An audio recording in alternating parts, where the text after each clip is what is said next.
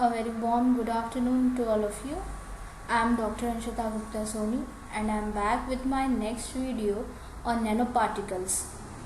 This is an important topic of novel drug delivery system. I hope you will like this video. Please like, share and subscribe our channel for more informative videos. So let's start our discussion on nanoparticles.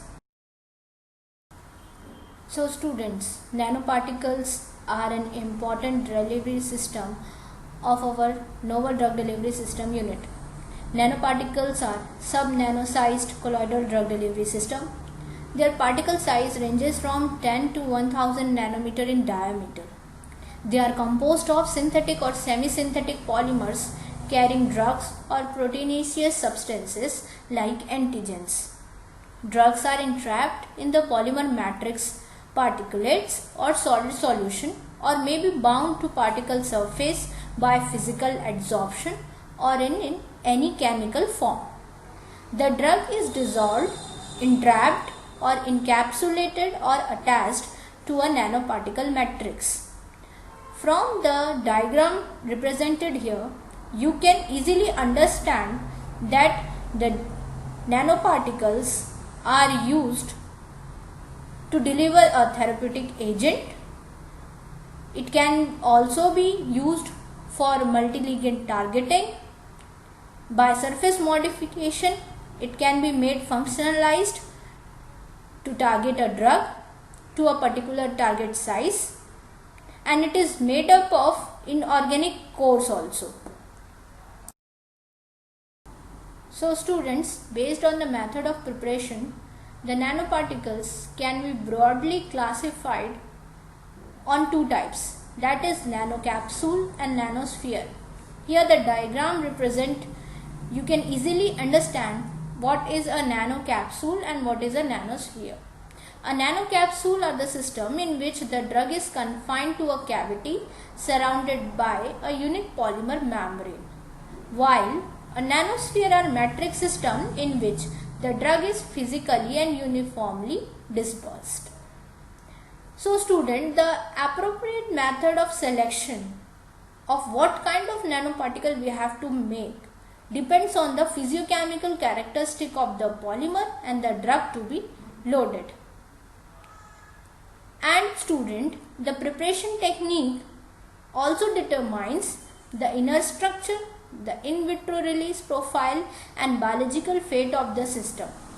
So, while preparing a nanoparticles, whether you are making a nanocapsule or a nanosphere, two things you must keep in your mind, that is the polymer you have chosen and the drug that you want to upload, and secondly what type of release profile you want and what will be the biological fate of the system.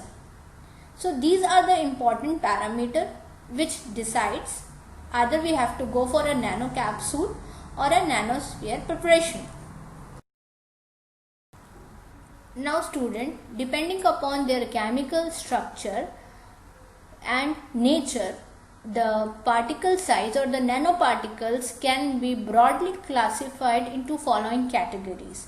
First is hydrogel nanoparticles. Second is solid lipid nanoparticles, that also known as SLNs, then nanosphere, then nanotubes and nanowires, then functionalized nanocarriers, then copolymerized peptide nanoparticles, then comes nanocrystals and nanosuspensions, then come nanocapsules, then polymeric nanoparticles, and lastly ceramic nanoparticles. So this type of classification of nanoparticle is basically based on their chemical nature and their structure.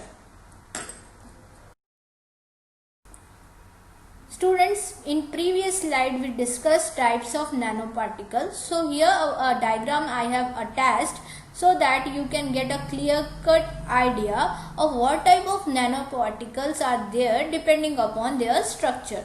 So you can see dendrimers, you can see biopolymer, liposome, hydrogel, carbon nanotubes, mesoporous silica, gold shell, iron oxide shells and quantum dots. Different type of nanoparticles you can see.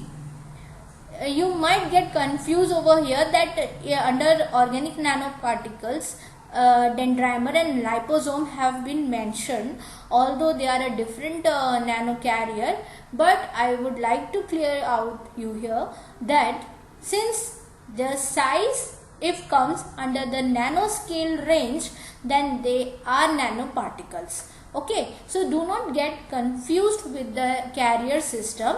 If a carrier system has a particle size less than the limit of micron, or if it comes in the range of nano, especially below 250 nanometer or 300 nanometer, then they are considered as nanoparticles. So students, what are the advantages of nanoparticles? Nanoparticles can be administered by various routes including oral, nasal, parenteral, intraocular, etc. You can make any type of formulation of nanoparticles. Then due to small particle size, nanoparticle overcome the resistance of physiological barriers in the body and easily penetrate to cell walls, blood vessels, stomach epithelium and blood-brain barrier. So due to their small size, they can easily penetrate anywhere and can cross maximum of the barrier system.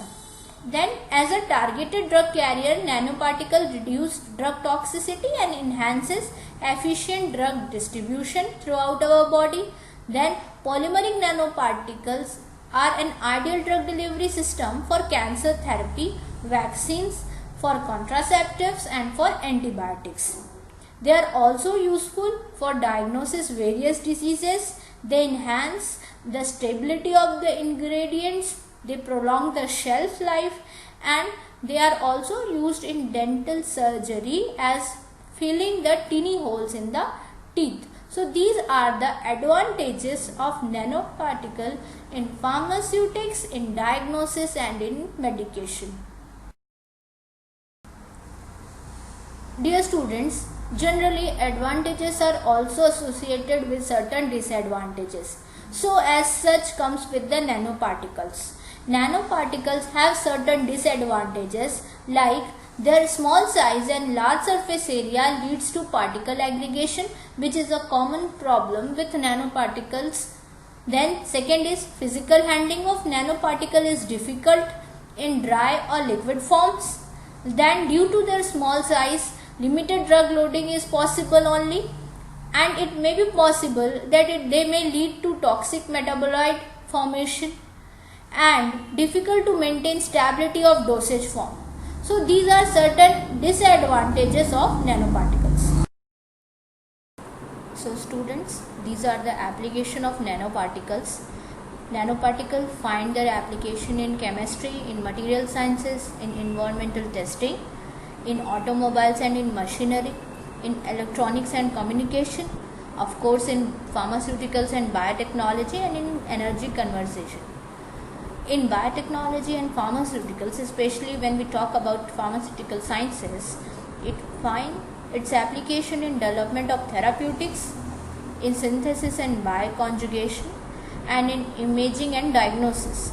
So these are the properties and application of nanoparticles in different fields including pharmaceutical sciences.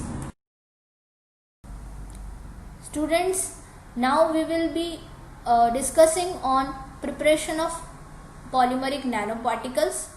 So in the diagram represented here, you can easily understand that there are different type of polymeric nanoparticle preparation process like polymerization.